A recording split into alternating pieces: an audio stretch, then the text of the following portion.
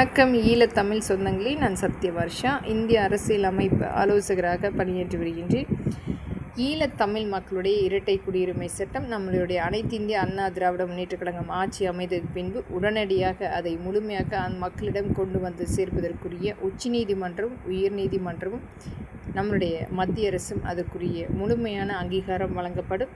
இன்றைக்கு நம்மை போன்ற அவர்களும் சுதந்திரமாக சுவாசிப்பதற்குரிய அந்த சட்ட திருத்தம் ஏற்படுத்தப்படும். இன்றைக்கு முகாமில் கைதிகளாக ஒரு புறக்கணிக்கப்பட்டு அகதிகளாக வாழ்ந்து கொண்டிருக்கின்றார்கள். அவர்களை ஆதரிப்போம்.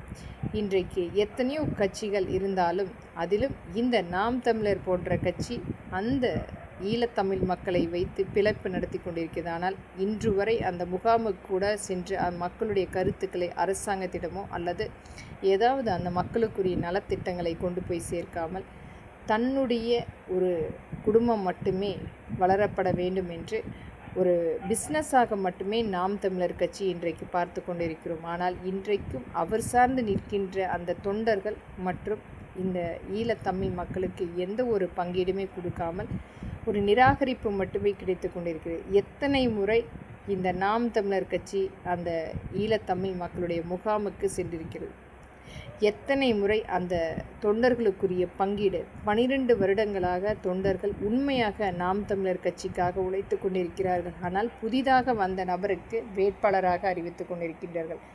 இன்றைக்கும் வறுமை காரணமாக அந்த தொண்டர்கள் தங்களுடைய பிழைப்புக்காகவும் ஓடிக்கொண்டிருக்கின்றார்கள். அதே சமயம் கட்சிக்காகவும் உழைத்து கொண்டிருக்கிறார்கள். இதை அனைத்துமே பார்க்கும்போது ஒரு மக்களால் நிராகரிக்கக்கூடிய நபராக சீமான் வரக்கூடிய நாட்களில் அவருக்கு கண்டிப்பாக மக்கள் அதற்குரிய பதிலீடு கொடுப்பார்கள். இது மாதிரியான எத்தனையோ பேர் நம்முடைய அரசியல் அமைப்பில் வந்து ஒன்றுமில்லாமல் போயிருக்கின்றார்கள்.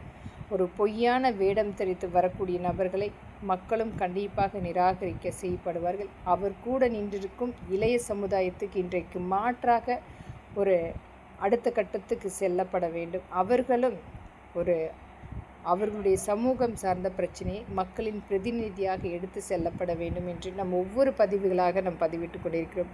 இளைய சமுதாயம் இன்றைக்கு ஒரு நடிகர் பின்னால் நின்று கொண்டிருக்கும் அனைத்துமே நிராகரித்து முழுமையாக உங்களுடைய முயற்சி என்பது நீங்களே உங்களுடைய சமுதாயத்தை சார்ந்து பேசக்கூடிய மக்களின் பிரதிநிதியாக வரப்பட வேண்டும். எந்த விதத்திலுமே ஒரு நடிகர் சார்ந்து நிற்காமல் உங்களுடைய சமூக சார்ந்த பிரச்சனைகளை அரசாங்கத்திடம் எடுத்துரைக்கக்கூடிய தைரியமான ஒரு நபர்களாக வரப்பட வேண்டும். இதை அனைத்துமே ஒரு மக்களின் எளிய மகளாக பதிவிடுகின்றேன். நன்றி, வணக்கம்.